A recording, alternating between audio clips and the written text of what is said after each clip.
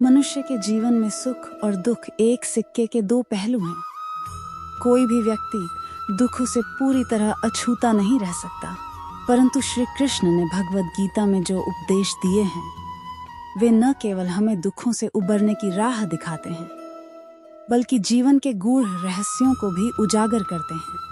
श्री कृष्ण कहते हैं, यह वचन उस समय दिया गया था जब अर्जुन युद्ध भूमि में अपने प्रियजनों को देखकर मोहग्रस्त हो गया था और युद्ध करने से पीछे हट रहा था। कृष्ण ने अर्जुन को समझाया कि मनुष्य को अपने कर्तव्य से विमुख नहीं होना चाहिए और शोक में डूबने के बजाय आत्मा के शाश्वत स्वरूप को समझना चाहिए। न जायते म्रियते व कदाचिन। कृष्ण का यह उपदेश बताता है कि शरीर नाशवान है लेकिन आत्मा अमर है। जब हम किसी प्रियजन को खो देते हैं तब हमें सबसे अधिक दुख होता है, परंतु यह समझना आवश्यक है कि आत्मा कभी मरती नहीं, वह केवल एक शरीर से दूसरे शरीर में प्रवेश करती है। यह ज्ञान मन को स्थिरता और सांत्वना देता है। हम जीवन में कई बार दुखी इसलिए होते हैं क्योंकि हम अपने कर्म के अपेक्षित फल नहीं पाते। श्री कृष्ण हमें सिखाते हैं कि हमें केवल कर्म करना है और फल की चिंता ईश्वर पर छोड़ देनी चाहिए। जब हम निस्वार्थ भाव से कर्म करते हैं तो दुख स्वतः ही दूर होने लगता है। दुख का सबसे बड़ा कारण हमारा अस्थिर मन है। जब हम किसी परिस्थिति को लेकर लगातार नकारात्मक सोचते रहते हैं तब दुख गहराता जाता है। कृष्ण का यह उपदेश हमें बताता है कि हम अपने मन को ही साधन बनाकर आत्मोन्नति कर सकते हैं। सिखाते हैं ध्यान, साधना और सकारात्मक सोच से मन को वश में करना संभव है। योगस्थः कुरु कर्माणि संगम त्यक्त्वा धनंजय। हे अर्जुन, योग में स्थित होकर आसक्ति त्याग कर कर्म करो।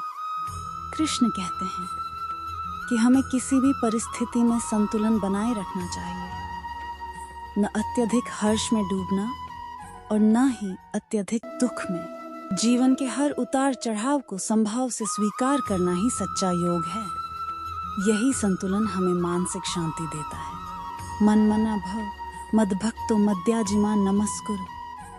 मेरा मनन करो, मेरे भक्त बनो, मेरी पूजा करो और मुझे नमस्कार करो। जब हम श्री कृष्ण की भक्ति में लगते हैं तो मन को एक आश्रय मिलता है। भक्ति हमें आंतरिक शक्ति और शांति प्रदान करती है। दुखों के समय में जब सारी दुनिया साथ छोड़ दे तब ईश्वर का स्मरण और नाम जप हमें संबल देता है। सुख दुखे समय कृत्वा लाभालाभो जय जयो ततो युद्धाय युज्यस्व नैवं पापमवाप्स्यसि। सुख दुख लाभ हानि जय पराजय को समान समझकर युद्ध करो, तुम पाप से मुक्त रहोगे। यह श्लोक जीवन का एक गहरा सत्य सिखाता है। दुख और सुख दोनों ही क्षणिक हैं। जो आज दुख है वह कल नहीं रहेगा। इस सत्य को समझकर हम आत्मिक रूप से दृढ़ हो सकते हैं और किसी भी कठिन परिस्थिति का सामना कर सकते हैं। श्री कृष्ण ने महाभारत के युद्ध में भी धर्म की रक्षा की। वे हमेशा सत्य और न्याय के पक्ष में खड़े रहे। जब हम सत्य और धर्म का पालन करते हैं तो हमारे भीतर आत्मविश्वास और मानसिक शांति बनी रहती है। असत्य और अन्याय की राह पर चलकर कभी भी सच्चा सुख नहीं पाया जा सकता। जो हुआ अच्छा हुआ, जो हो रहा है वह भी अच्छा हो रहा है, जो होगा वह भी अच्छा ही होगा। क्रोध से भ्रम उत्पन्न होता है, भ्रम से स्मृति भंग होती है, स्मृति के अभाव से बुद्धि नष्ट हो जाती है और बुद्धि नष्ट होने पर मनुष्य का पतन हो जाता है।